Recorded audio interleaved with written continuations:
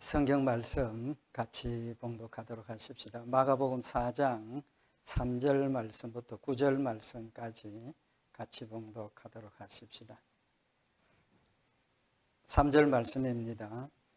들으라, 씨를 뿌리는 자가 뿌리러 나가서 뿌릴새 들으는 길가에 떨어짐에 새들이 모아서 먹어버렸고, 들으는 흙이 얇은 돌밭에 떨어짐에 흙이 깊지 아니하므로 곧 싹이 나오나 해가 돋은 후에 타져서 뿌리가 없으므로 말랐고, 들으는 가시떨기에 떨어짐에 가시게 자라 기운을 막음으로 결실치 못하였고, 들으는 좋은 땅에 떨어짐에 자라 무성하였고 결실하였으니 30배와 60배와 100배가 되었느니라 하시고, 또 이르시되 들을 귀 있는 자는 들으라 하시니라. 아멘.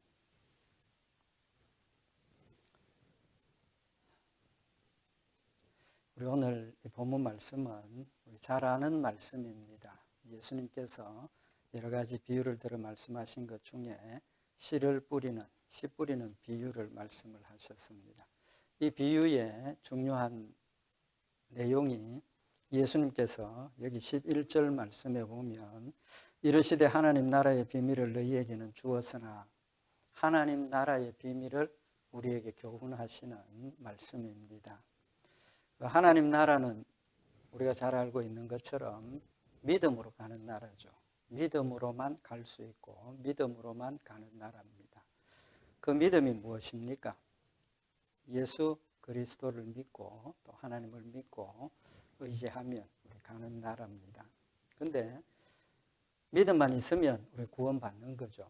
믿음만 있으면 구원받는데 그 믿음이 어떤 것이냐 하는 것도 굉장히 중요한 의미가 있죠.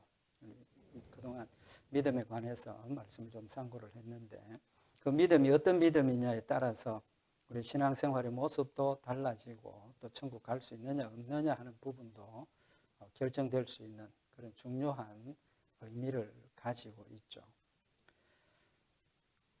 오늘 여기 예수님께서 씨 뿌리는 비유를 말씀을 하시는 것은 하나님 나라는 믿음으로 가는 것이지만 그 믿음이 어떤 것이어야 하느냐 하는 것을 우리에게 교훈하시는 그런 말씀입니다. 결론부터 먼저 말씀을 드리면 믿음이 열매 맺는 믿음이어야 한다는 겁니다.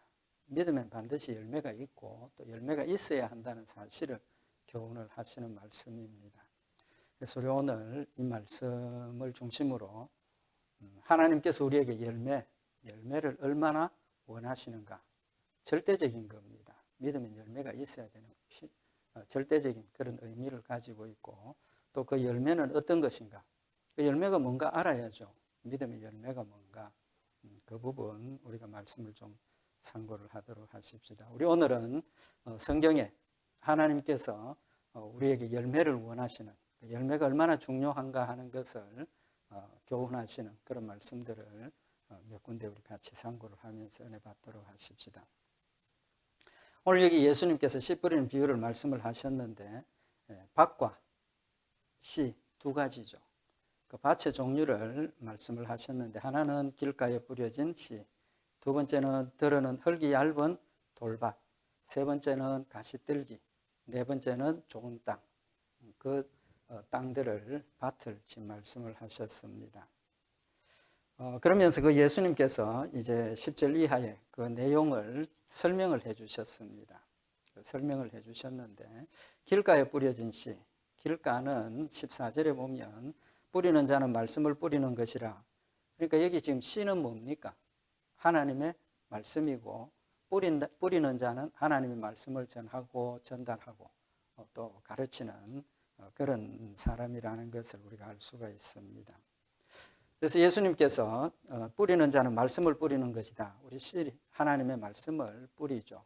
그러면 밭은 어떤 겁니까? 말씀을 듣는 자들을 이야기를 하는 거죠. 그런데 길가에 뿌리었다는 것은 말씀을 들었을 때 사탄이 즉시 와서 저희에게 뿌리운 말씀을 빼앗는 것이라. 길가에 씨가 떨어졌는데 거긴 뭐 헐도 없고 이런 상황에서 뿌리도 내릴 수 없는, 또 보호받을 수 없는 그런 상황에서 새들이 와서 주워 먹어버리니까 밭으로서의 영향은 전혀 없는 거죠. 그냥 뿌려지고 없어져 버리고. 그래서 하나님의 말씀이 마음에 뿌려졌지만 전혀 하나님의 말씀에 감동도 없고 느낌도 없고 생각도 없고 그냥 지나가 버리는 겁니다. 그런 상황을 이야기를 하는 거죠.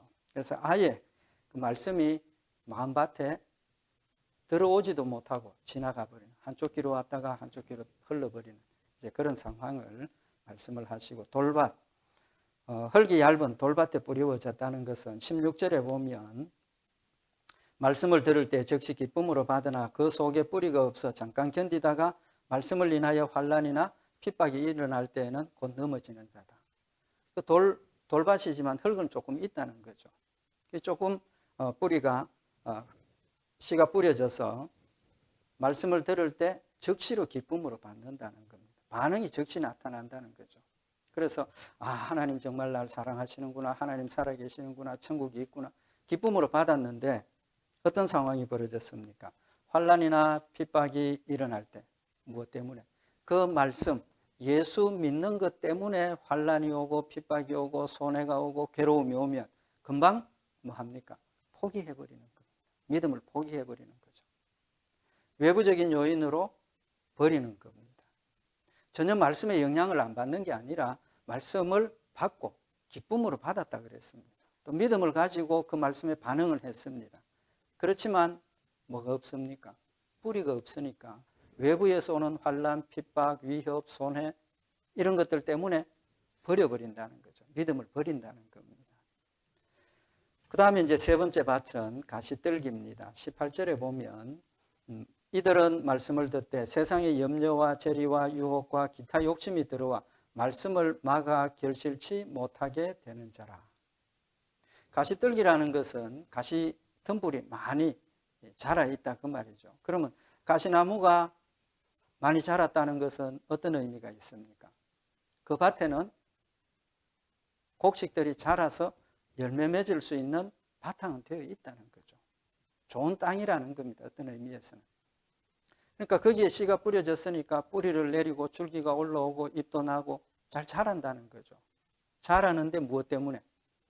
엉켜있는 가시떨기 때문에 더 이상 자라지 못하고 뭘 못 맺는다는 겁니까?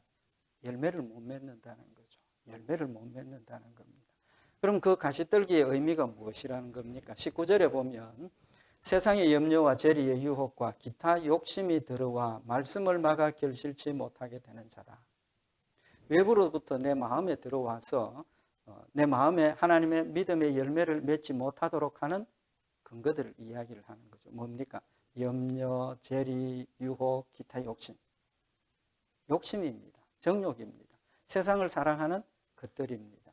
그런 것들이 내 마음속에서 하나님의 말씀이 뿌리를 내리고 싹이 나고 줄기가 나고 열매를 맺으려고 할 때 욕심 때문에, 이기심 때문에, 세상을 사랑하는 그런 것들 때문에 유혹을 받아서 하나님의 말씀을 버리고 열매를 못 맺는 그런 상황을 지금 말씀을 하시는 거죠. 오늘 여기 19절에 보면 말씀을 막는다 그랬습니다. 이 막는다는 헬라 원어의 의미가 뭐냐 하면 질식시킨다, 숨막히게 한다 그런 뜻입니다.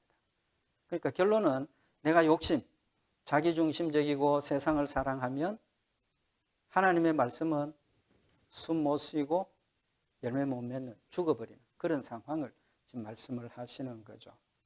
네 번째 이제 좋은 땅입니다. 좋은 땅에 뿌리웠다는 것은 곧 말씀을 듣고 받아 30배, 60배, 100배의 결실을 하는 자니라. 좋은 땅에 떨어진 씨는 말씀이 자라서 열매를 맺는다는 거죠. 30배, 60배, 100배의 열매를 맺는다는 겁니다. 그럼 예수님께서 이 말씀의 결론이 뭡니까? 열매 맺는 좋은 땅을 말씀을 하시는 거죠. 그래서 길가에 뿌려진 씨는 싹도 못 나보고 죽어버렸고, 흙이 얇은 곳에 떨어진 씨는 뿌리는 내리고 줄기는 싹은 났지만 세상에서 부는 그런 환난과 핍박, 반대 이런 것들 때문에 죽어버렸고, 좋은 땅이지만 가시덤불이 많은 땅에는 뿌리도 내리고 싹이 나고 잎도 나고 자랐지만 뭘 못 맺었다는 겁니까? 열매를 못 맺었다는. 마지막 좋은 땅은 30배, 60배, 100배의 결실을 했다라고 말씀을 하셔서 오늘 여기 지금 씨 뿌리는 비유의 결론이 뭡니까? 씨가 뿌려졌으면 뭐가 나야 된다는 겁니까? 열매를 맺어야 된다는 사실을 말씀을 하고 있는 겁니다. 그래서 하나님 나라는 예수님을 믿고 뭘 맺고 열매를 맺고 천국 가는 겁니다. 열매가 있어야 된다는 겁니다. 내가 가지고 있는 믿음이 정말 하나님이 원하시는 믿음이고 내가 천국 가는 믿음인가를 내 스스로 확인해 볼 수 있는 것은 내 삶 가운데 그 믿음의 열매가 있느냐 없느냐가 체크하는, 확인하는 기준이라는 사실을 말씀을 하시는 거죠. 예수님께서 씨 뿌리는 비유를 통해서 열매 맺어야 된다는 사실을 말씀을 하셨는데 예수님만 그런 게 아니고 성경에 곳곳에 믿음의 열매가 있어야 된다는 사실을 지금 말씀을 하고 있습니다. 몇 군데 말씀을 참고를 하면 먼저 예수님께서 이 외에도 몇 가지 비유를 하셨죠. 비유를 많이 하셨는데 달란트 비유를 하시고 또 겨자씨 비유도 하시고 또 알곡과 쭉정이 이런 비유들의 핵심이 뭡니까? 같습니다. 의미가 똑같습니다. 달란트 비유도 그렇고 겨자씨 비유도 그렇고 또 알곡과 쭉정이의 비유, 슬기로운 5 처녀 이런 비유들이 하나님 나라에 대한 비유일 뿐만 아니라 그 비유의 핵심은 열매를 맺어야 하고 하나님께서는 반드시 심판하신다는 겁니다. 내 열매에 대한 것을 정말 알곡이냐 쭉정이냐 믿음으로 한 거냐 아니냐를 심판하신다는 의미를 교훈하시는 거죠. 그래서 예수님도 열매를 우리에게 강조하고 계신다는 사실을 알 수가 있고 예수님께서 이 의미를 시각적으로 눈으로 보도록 확실하게 교육하신 일이 있습니다. 무슨 일입니까? 제자들과 함께 다니시다가 무화과나무를 보았죠. 무화과나무를 보았습니다. 근데 예수님께서 그 무화과나무를 찾아갔을 때 무화과나무에 뭐가 없었습니까? 열매가 없었다는 거죠. 그래서 예수님께서 진노하시고 저주하시고 그 무화과나무가 어떻게 됐습니까? 죽어버려 말라 죽었습니다. 마가복음 11장에 보면 그 내용을 구체적으로 기록을 하고 있는데 마가복음 11장 13절에 보면 멀리서 잎사귀 있는 한 무화과나무를 보시고 혹 그 나무에 무엇이 있을까 하여 가셨더니 그 무엇을 찾으시는 겁니까? 열매를 찾으시는 거죠. 가서 보신 적 잎사귀 외에 아무것도 없더라. 가서 보니까 잎이 무성해서 열매도 있을 줄 알고 찾아가셨는데 열매가 없다는 겁니다. 예수님께서 14절에 보면 나무에게 일러 가라사대 이제부터 영원토록 사람이 네게서 열매를 따먹지 못하리라 하시니 제자들이 이를 듣더라. 예수님께서 무화과나무 잎이 무성해서 가서 봤는데 열매가 없습니다. 그러니까 예수님께서 다시는 열매 맺지 못한다. 진노하시고 심판하신 거죠. 결과적으로 무화과나무가 말라 죽었습니다. 그죠? 하루 만에 말라 죽었습니다. 근데 중요한 게 뭐냐 하면 여기 마가복음 11장 13절에 보면 가서 보신 적 잎사귀 외에 아무것도 없더라. 이는 열매가 없는 이유는 무화과의 때가 아니니라. 무화과의 때가 아니다. 무화과 때가 열매 맺을 때가 아닌데 열매가 없는 것 정상입니까? 비정상입니까? 정상이죠. 열매 맺을 때가 아닌데 열매가 없는 것 정상입니다. 그럼에도 불구하고 예수님은 다시는 열매 맺지 못하게 하셨다는 겁니다. 이제 이 말씀 다시 한번 우리 자세하게 또 말씀을 참고를 하도록 하고 여기 무화과 때가 아님에도 열매가 없다고 진노하시는 것은 우리에게 뭘 요구하시는 겁니까? 열매를 그만큼 요구를 하신다는 겁니다. 때를 얻든지 못 얻든지 때가 있든지 없든지 열매가 있어야 한다. 때가 있든 때든지 아니든지 열매가 있어야 된다고.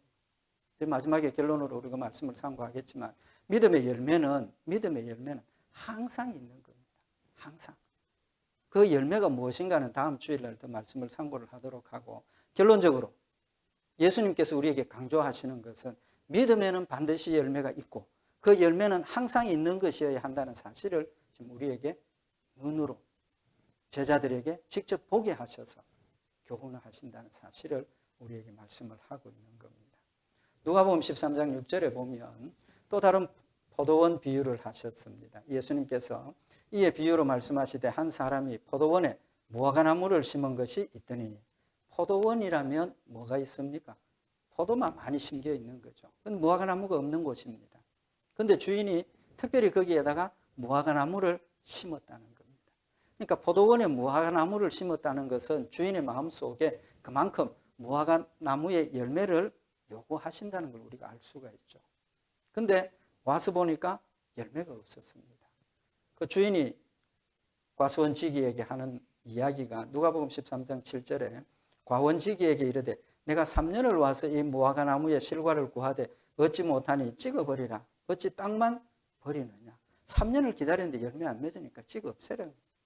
근데 과원지기가 이야기하기를 주인이여 금년에도 그대로 두소서 내가 두릅하고 거름을 줄이니 이후에 만일 실과가 열면 이언이와 그렇지 않으면 찍어버리소서. 하나님께서 우리에게 열매 맺기를 원하시고 우리가 열매 맺지 않으면 진노하시지만 예수님, 성령님 우리 마음 가운데서 늘 함께 하셔서 우리가 열매 맺을 수 있도록 기다려달라고 부탁하는 하나님의 그런 인내의 역사를 우리에게 교훈을 하시는 거죠. 그래서 열매를 얼마나 중요하게 우리에게 요구하시는가 하는 것 성경에서 우리가 알 수가 있습니다. 이제 신약 성경에 대한 거죠. 구약 성경에도 보면 이 열매에 대한 것을 교훈을 하고 있습니다.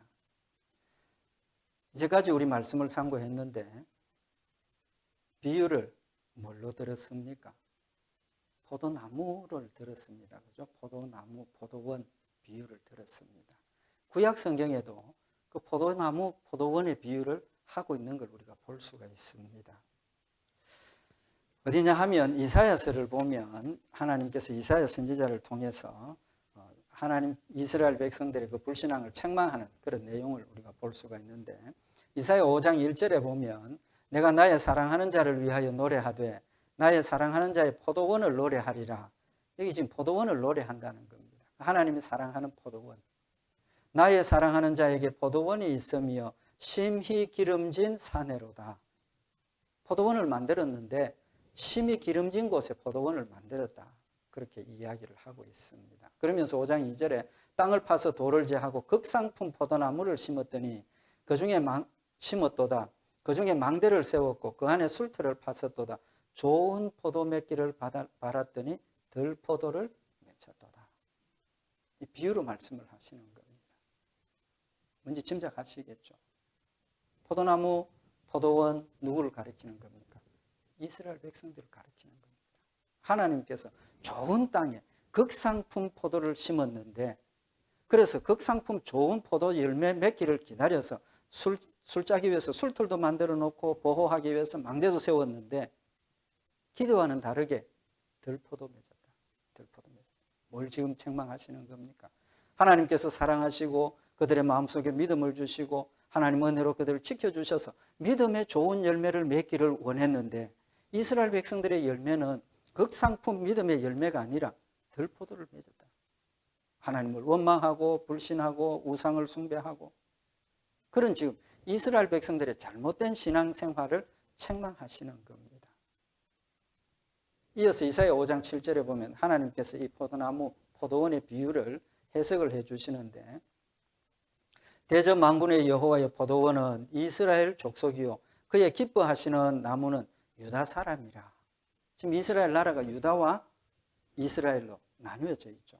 그래서 포도원, 포도나무, 이스라엘, 유다. 그 말은 포도나무와 포도원은 누구라는 겁니까? 이스라엘 백성들. 하나님 택하신 이스라엘 백성들이고 그들을 통해서 극상품 포도를 다시 말하면 좋은 믿음의 열매를 맺어서 하나님을 영화롭게 하고 하나님을 기쁘시게 하고 하나님의 축복을 받아 누리기를 원했는데 오히려 그들은 포하기요 그들에게 의로움을 바라셨더니 도리어 부르짖음이었더라. 하나님이 원하시는 믿음의 강구를 해야 함에도 불구하고 원망과 불평과 다툼과 시기 그런 것들을 부르짖게 되고 하나님은 공평을 바라고 하나님 말씀대로 믿음으로 순종하기를 원했는데 오히려 그들은 포항만 행했다라고 책망하고 계시는 걸 볼 수가 있습니다. 예레미야 2장 21절에도 내가 너를 순전한 참 종자 곧 귀한 포도나무로 심었거늘 내게 대하여 이방 포도나무의 악한 가지가 되면 어찌미뇨. 역시 똑같은 비유를 지금 하고 계시죠. 이스라엘 백성들에게 너는 참 좋은 종자요 귀한 포도나무로 내가 너희를 심었는데 너가 내게 대하여 이방 포도나무의 악한 가지가 되었다. 하나님이 원하시는 믿음의 열매는 맺지 못하고 이방인들과 똑같이 우상을 숭배하고 하나님을 멀리하고 육신의 쾌락을 따라가고 지금 하나님께서 책망하고 계시는 모습을 볼 수가 있습니다. 에스겔 선지자를 통해서도 에스겔서 17장 8절에 그 포도나무를 큰 물가 옥토에 심은 것은 가지를 내고 열매를 맺어서 아름다운 포도나무를 이루게 하려 하심이었더라. 하나님께서 이스라엘 백성들에게 열매 맺게 하시기 위해서 참 포도나무를 심었고 믿음의 열매를 원했는데 여전히 계속해서 우상을 숭배하고 하나님을 멀리하고 육신의 욕심을 따라 사는 그들을 책망하고 있는 겁니다. 예수님께서도 같은 비유를 말씀을 하셨죠. 요한복음 15장 1절에 보면 내가 참 포도나무요 내 아버지는 그 농부라. 물은 내게 있어 과실을 맺지 아니하는 가지는 아버지께서 이를 제해버리시고 무릇 과실을 맺는 가지는 그 과실을 맺게 하려 하여 이를 깨끗게 하시느니라. 너희는 내가 일러준 말로 이미 깨끗하였으니. 예수님 직접 말씀을 하십니다. 하나님은 농부고 예수님은 포도나무고 우리는 뭐라고 그랬습니까?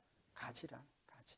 그래서 포도나무에 가지가 붙어 있으면 저절로 믿음으로 열매를 맺게 되지만 그 가지가 끊어져 버리면 열매 못 맺는다는 겁니다. 결론은 이때까지 말씀처럼 하나님의 백성이고 하나님의 택한 백성은 어떤 상황에서도 믿음으로 가지가 나무에 붙어 있으니까 저절로 뭐 한다는 겁니까? 열매 맺게 된다는 겁니다. 그래서 요한복음 15장 4절에 내 안에 거하라 나도 너희 안에 거하리라. 가지가 포도나무에 붙어 있지 아니하면 절로 과실을 맺을 수 없음 같이 너희도 내 안에 있지 아니하면 그러하리라. 믿음으로 하나님 안에 믿음으로 그리스도 안에 있으면 저절로 열매 맺는다는 겁니다. 하나님 이미 우리에게 믿음을 주셨기 때문에 우리는 이미 하나가 되어 있어서 저절로 뭐합니까? 열매 맺게 되어 있다는 겁니다. 또 열매 맺도록 요한복음 15장 3절에 있는 말씀처럼 너희는 내가 일러준 말로 이미 깨끗하였다. 예수를 믿는 그 순간부터 우리 마음속에 악한 것들은 다 제버리시고 하나님의 거룩한 백성으로 중생하게 하셔서 열매 맺게 하셨다는 사실을 지금 말씀을 하고 있는 겁니다. 열심히 열매 맺어야 한다는 사실을 교훈을 하시는 거죠. 그럼 한 가지만 더 말씀을 참고를 하십시다. 구약 성경의 구약 시대에도 하나님께서 이스라엘 백성들을 뭐에다 비유를 하셨습니까? 포도나무에 비유를 하셨습니다. 그죠? 포도나무에 비유를 하셨습니다. 또 신약 시대에 와서 예수님도 본인이 포도나무고 우리는 포도나무에 가지고 뭘로 비유를 하고 있습니까? 포도나무로 비유를 하고 있습니다. 한번 이상하다고 생각을 해보신 적이 없으십니까? 세상에 많은 나무, 열매 맺는 나무가 많이 있지 않습니까? 사과나무도 있고 뭐 많이 있습니다. 근데 왜 해필이면 포도나무를 말씀을 하셨느냐는 겁니다. 왜 포도나무를 말씀하셨느냐? 그 이유를 우리에게 말씀을 하고 있습니다. 에스겔서 15장 2절에 보면 인자여 포도나무가 모든 나무보다 나은 것이 무엇이랴? 삼림 중 여러 나무 가운데 있는 그 포도나무 가지가 나은 것이 무엇이랴? 포도나무에 나은 점, 다른 나무들보다 나은 점이 뭐가 있느냐는 겁니다. 뭐가 있겠습니까? 짐작을 하셨죠? 오늘 말씀의 핵심이 뭡니까? 열매지 않습니까? 열매. 포도나무는 열매가 없으면 나무 자체로는 뭐가 없습니까? 가치가 없다는 겁니다. 가치가 없다. 그래서 에스겔서 15장 3절에 보면 그 나무를 가지고 무엇을 제조할 수 있겠느냐? 그것으로 무슨 그릇을 걸 못을 만들 수 있겠느냐? 불에 던질 화목이 될 뿐이라. 포도나무는 열매 맺는 것 아니면 아무데도 쓸모가 없는 나무라는 거예요. 쓸모가 없는 나무. 그러니까 뭐가 제일 중요하다는 겁니까? 열매가 제일 중요하다. 열매 못 맺으면 그 나무는 아무런 의미가 없다는 겁니다.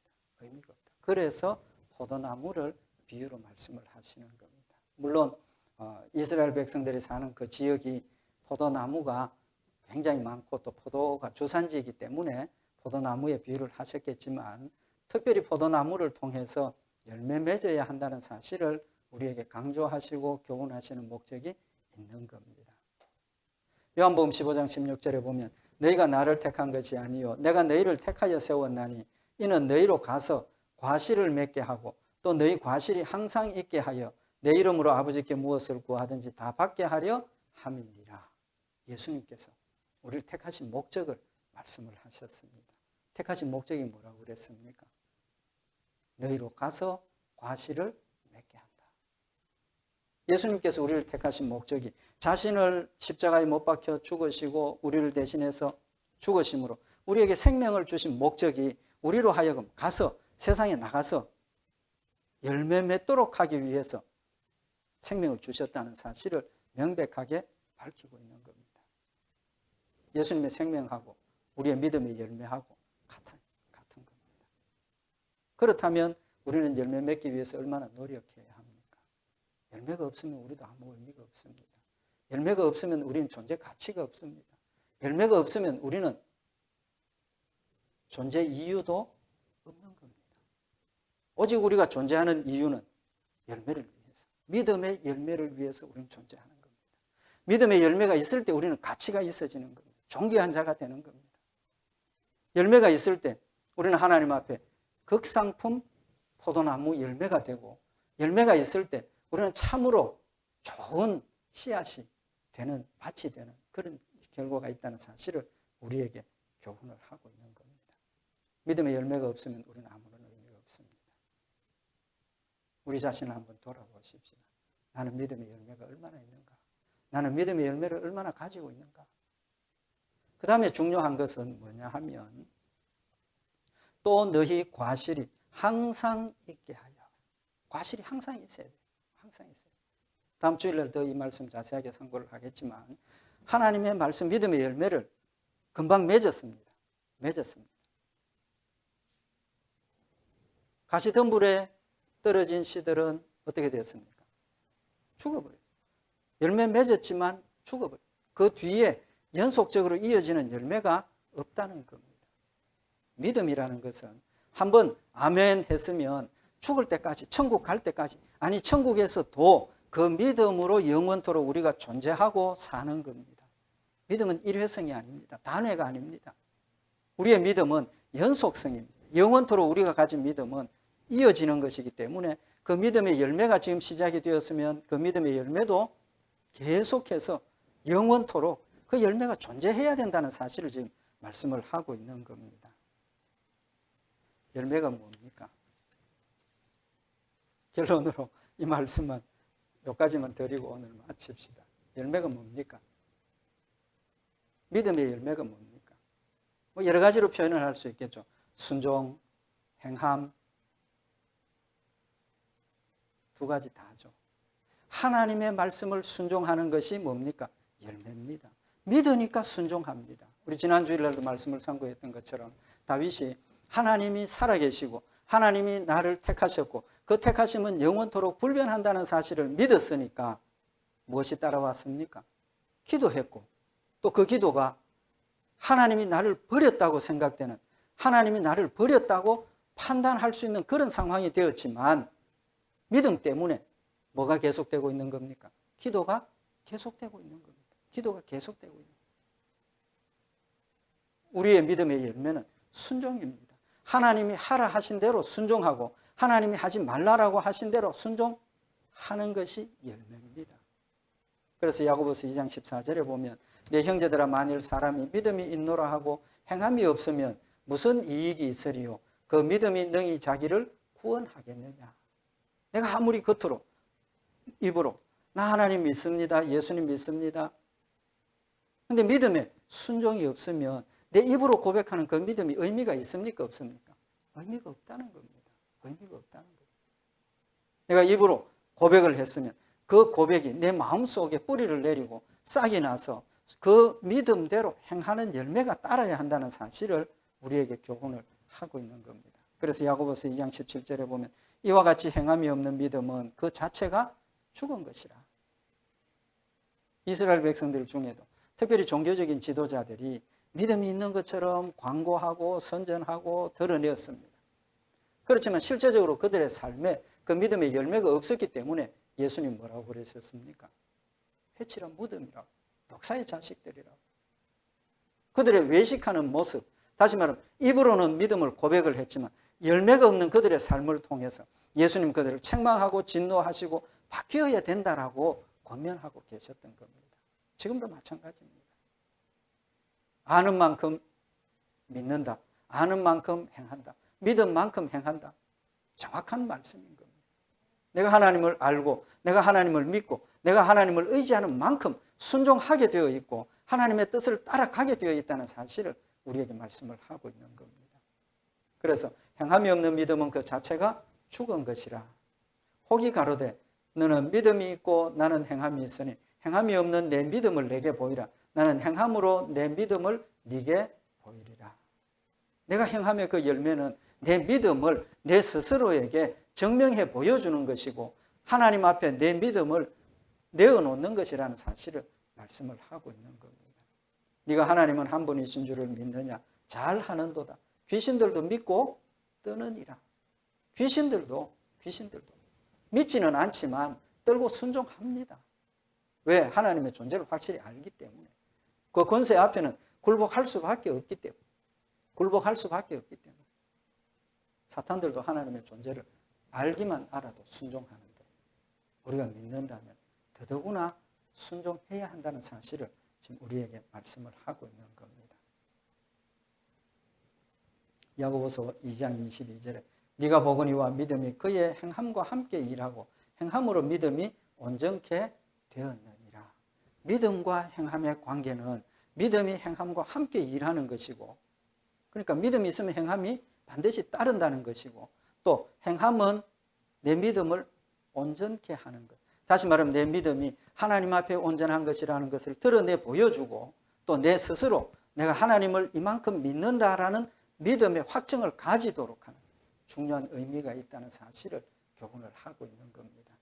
예수님 씨 뿌리는 비유를 통해서 우리의 삶에 믿음의 열매가 있어야 함을 교훈을 하시고, 또 그 열매를 통해서 우리의 모든 것들이 하나님 앞에 드려지고 하나님 연락하시고 축복하신다는 사실을 우리에게 교훈을 하고 있습니다. 우리 오늘 이 말씀을 통해서 우리의 믿음의 열매가 핵심이라는 것 다시 한번 마음에 새기고 내 자신을 돌아보고 정말 열매 맺기를 열심을 다해서 순종하는, 그래서 열매를 통해서 하나님을 기쁘시게 하고 하나님 약속하신 축복을 받아 누리는 복된 성도들과 교회가 되기를 원합니다. 기도드리십시다.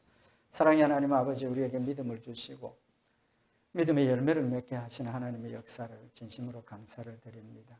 우리의 힘으로 우리의 노력으로 맡겨두실 때 우리는 아무것도 할 수 없지만 성령님 늘 마음 가운데 함께 하시고 말씀으로 우리의 마음을 강건케 하시고 담대케 하시고 또 하나님 말씀 순종할 수 있는 여건들을 허락하여 주셔서 끝까지 주의 말씀대로 순종하며 승리하게 하시는 줄 믿습니다. 성령의 역사를 소멸하지 않게 하시고 진리의 말씀을 마음에 새기게 하시고 말씀과 성령님 역사하시는 대로 순종하며 아름다운 믿음의 열매들을 통해서 하나님을 영화롭게 하며 약속하신 축복을 받아 누리는 복된 성도들과 교회가 되도록 주님 축복하여 주시옵소서.